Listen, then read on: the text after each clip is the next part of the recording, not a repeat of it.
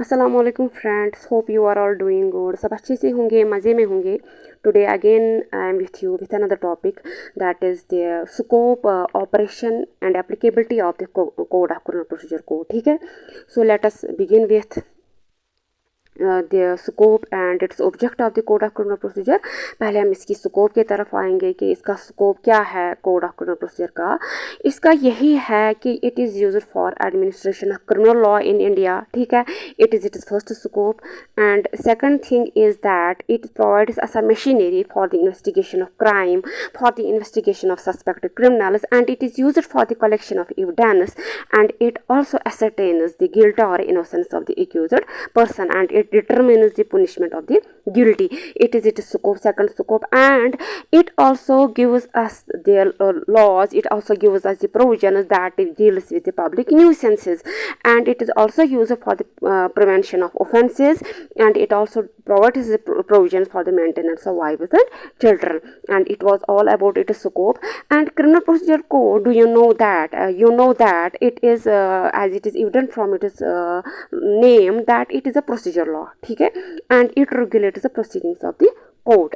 ठीक है, मैंने आपको पहले भी ये बोला है कि CRPC जो है it consists of 484 sections that are divided into 37 chapters, and there are also 2 schedules, and there first second schedule जो है इसका दैट प्रोवाइड्स ऑफ 56 फॉर्म्स। ठीक है, अब हम आएंगे, अब हम इसकी एप्लीकेबिलिटी डिस्कस करेंगे। इसका ऑपरेशन क्या है, कहाँ कहाँ पे ये एप्लीकेबल है। ठीक है, आपको पता है जो कोड ऑफ क्रिमिनल प्रोसीजर है it is applicable to the whole of India. पहले इसमें एक एक्सेप्शन थी कि that it is not applicable to the state of Jammu and Kashmir. ठीक है, but due to the application of article 370 in the month of August 2019, now it is applicable to on the union territory of Jammu and Kashmir also. Second exception इसकी ये है कि that there are some chapter, that is chapter 8th, chapter 10th and chapter 11th that are not applicable to the state of Nagaland and to the tribal areas of Assam। But वहाँ पे भी एक relaxation है that state government may by notification make such chapters available to the applicable to the whole of state of Nagaland और such tribal areas. चलिए हम आएंगे, ये कहाँ पे प्रोवाइड किया गया है, ये सेक्शन 1 में दिया गया है। इसकी ये जो एप्लीकेबिलिटी है, इसकी ऑपरेशन क्या है, that is provided in section 1। Let us discuss section 1 of the code of criminal procedure. पहले हम इसके सब सेक्शन पे आएंगे। दैट इज वो बोलता है कि दिस एक्ट में be called the code of criminal procedure 1973। ठीक है, सब सेक्शन 2 इसका बोलता है इस एक्सटेंशन, इसका operation it extends to the whole of India. पर यहाँ पे प्रोविजो में दिया गया है provided that the provisions of the code other than those relating to chapter 8th, 10th, 11th thereof shall not apply to the state of Nagaland and to the tribal areas। ठीक है, but the concerned government may by notification apply such provisions or any of them to the whole or part of the state of Nagaland or such tribal areas। ठीक है, यहाँ पे अब एक ही exception है, पहले तो थी जम्मू एंड कश्मीर की एक्सेप्शन भी कि ये एप्लीकेबल नहीं है उधर, लेकिन due to the application of article 370 अब ये state of Jammu and Kashmir पे भी इक्वली एप्लीकेबल है। और अब यहाँ पे एक ही एक्सेप्शन रहती है कि ये जो चैप्टर्स है, चैप्टर 8, 10th और 11th, ये स्टेट ऑफ नागालैंड पे और ट्राइबल एरियाज पे एप्लीकेबल नहीं है। अब ये चैप्टर्स कौन से चैप्टर्स है, चैप्टर 8 डील करता है security for keeping the peace and for good behaviour. ठीक है, it is given in section 106 से लेके section 124 of the code. It is not applicable to state of Nagaland and to the tribal areas. और जो chapter 10th है that deals with the maintenance of public order and tranquillity, that is from section 129 से लेके section 148। These provisions are also not applicable to the state of Nagaland and to the tribal areas। और जो chapter 11th है that deals with the preventive action of the police, this chapter is also not applicable to the state of Nagaland and to the tribal areas. ठीक है, but यहाँ पे एक relaxation दी गई है कि स्टेट गवर्नमेंट इसको एप्लीकेबल करा सकती है बाय मेकिंग अ नोटिफिकेशन। ठीक है, अब क्वेश्चन यहाँ पे अराइज होता है कि ट्राइबल एरियाज का क्या मतलब है। It is provided in explanation of the section 1 तो tribal areas means the territories. Tribal areas का मतलब होते हैं वो territories which immediately before the 21st day of January 1972 were included in tribal areas of Assam. जो जनवरी 21 से पहले 1972 से पहले ट्राइबल एरियाज ऑफ आसाम में इंक्लूड किए गए हैं उन्हीं को ट्राइबल एरियाज बोलते हैं. एज इज रेफर्ड इन, ये रेफर भी किए गए हैं in para 20 of the 60th schedule to the constitution. ठीक है. अब है sub section 3 of the section 1. वो बोलता है कि date of enforcement of the code of criminal procedure क्या है. That is on the first day of April 1974. ये हमने पहले लेक्चर में भी डिस्कस किया गया है. It shall come into force on the first day of April 1974. अब यहाँ पे दूसरा क्वेश्चन अराइज होता है कि why tribal areas are excluded. ठीक है. ट्राइबल एरिया जो है नागालैंड के और other tribal areas of Assam, why they are excluded from the operation of this code, because those tribal areas of Nagaland and Assam, they are having their own rules for administration. ठीक है.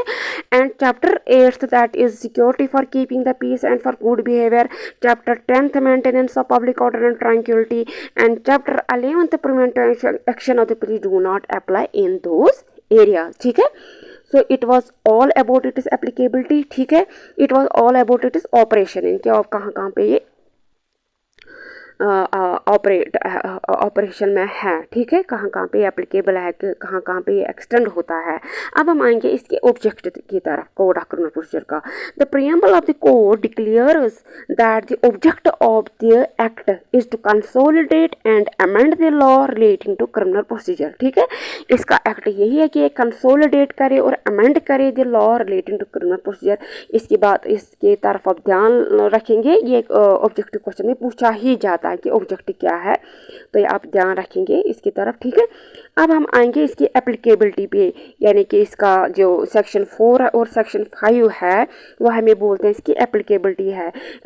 यानी कि ये code जो है इसका procedure किन किन ऑफेंसेस पे, किन किन इन्वेस्टिगेशन पे, कहाँ कहाँ हम इन्वेस्टिगेट करा सकते हैं, कहाँ पे हम इंक्वायरी कर सकते हैं, वहाँ पे कौन सा कोड का प्रोसीजर एप्लीकेबल है कि नहीं. ठीक है. वही हम आप डिस्कस करेंगे. It is applicable in respect to investigation, inquiry and trial of every offence of the substantive criminal law. किसी भी substantive criminal law में अगर कोई भी offence दिया गया है कि ये offence है, उसकी investigation, उसकी inquiry और उसकी trial criminal procedure code के तहत होगी. ठीक है. लेकिन अगर कहीं पे स्पेशल प्रोसीजर दिया गया है किसी एनैक्टमेंट में, जैसे नार्कोटिक ड्रग्स है, साइकोट्रॉपिक सब्सटेंसेस एक्ट में प्रोसीजर दिया गया है. ठीक है. या जुवेनाइल जस्टिस एक्ट में वहाँ पे प्रोसीजर दिया गया है, वहाँ पे कोर्ट की जुरिडिक्शन दी गई है कि हम किस कोर्ट में जा सकते हैं. ठीक है. या डोमेस्टिक वायलेंस एक्ट में कंप्लीटली प्रोसीजर दिया गया है, तो वहाँ पे कोड ऑफ क्रिमिनल प्रोसीजर का प्रोसीजर अप्लाई नहीं होगा, वहाँ पे उसी स्पेशल लॉ का प्रोसीजर अप्लाई होगा. It is provided in section 4 and section 5 of the code. So let us discuss these sections also. Section 4 क्या बोलता है? Trial of offences under the Indian Penal Code and other laws. इसका subsection 1 बोलता है all offences under the Indian Penal Code shall be investigated, inquired into, tried and otherwise with according to procedure herein after contained. ठीक है. ये बोलता है जो भी offences under Indian Penal Code में दिए गए हैं उनकी investigation, उनकी inquiry और उनकी trial हो जाएगी according to the procedure prescribed under the code of criminal procedure. ठीक है. और इसका subsection 2 क्या बोलता है? all offences under any other law shall be investigated, inquired into, tried and otherwise dealt with according to the same procedure but subject to the enactment for the time being in force regulating the manner or place of investigation, inquiring into, trying or otherwise dealing with such offences. लेकिन अगर बाकी सारे offences है जो दूसरे enactment में prescribed किए गए हैं, अगर वो एनैक्टमेंट उसका वे ऑफ प्रोसीजर प्रेस्क्राइब करता है, वे ऑफ इन्वेस्टिगेशन प्रेस्क्राइब करता है, प्लेस ऑफ इन्वेस्टिगेशन प्रेस्क्राइब करता है, inquiry of way of inquiry mention करता है, देन उनकी इन्वेस्टिगेशन, उनका जो उस पर प्रोसीजर लगेगा inquiry according to that enactment होगी, ठीक है। ये सेक्शन 4 हमें बोलता है। अब हम आएंगे सेक्शन 5 पे। सेक्शन 5 बोलता है nothing in this code shall in the absence of special provision to the country affect any special or local law for the time being in force or any special jurisdiction or power conferred or any special form of procedure prescribed by any other law for the time being in force।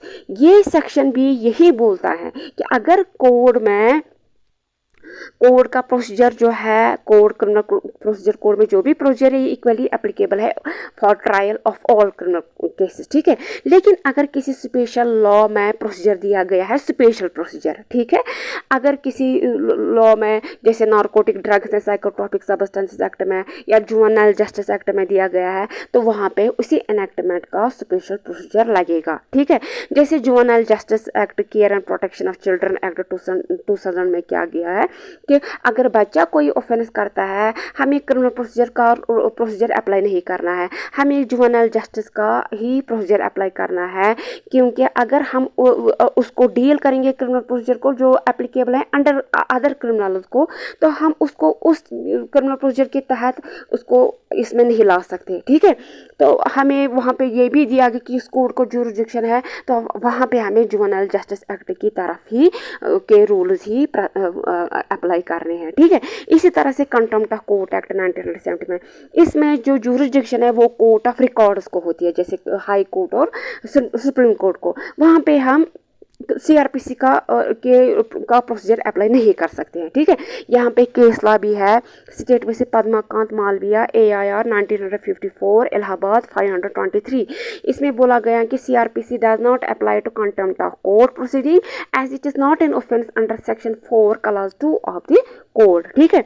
तो यहाँ पे the power of high court to institute proceedings for contempt and punish where necessary is a special jurisdiction. जो ये contempt की proceedings होती है और वहाँ पे पुनिशमेंट जो देते हैं, that is a special jurisdiction which is inherent in all courts of record. जो इनहेरेंट है in all courts of record होते हैं हाई कोर्ट और सुप्रीम कोर्ट। जो सेक्शन 5 जो है एक्सक्लूड करता है special jurisdiction from the scope of the court, ठीक है। सेक्शन 5 एक्सक्लूड करता है special jurisdiction. Therefore high court can deal with matters of contempt समरली and adopt its own procedure, ठीक है। तो it was all about today's lecture. Hope आपको आज का टॉपिक अच्छा लगा होगा। अगर आज का टॉपिक आपको किसी भी रीज़न से अच्छा लगा होगा तो kindly hit like button, subscribe my channel and don't forget to share my channel with others, ठीक है। अल्लाह हाफिज़, टेक केयर।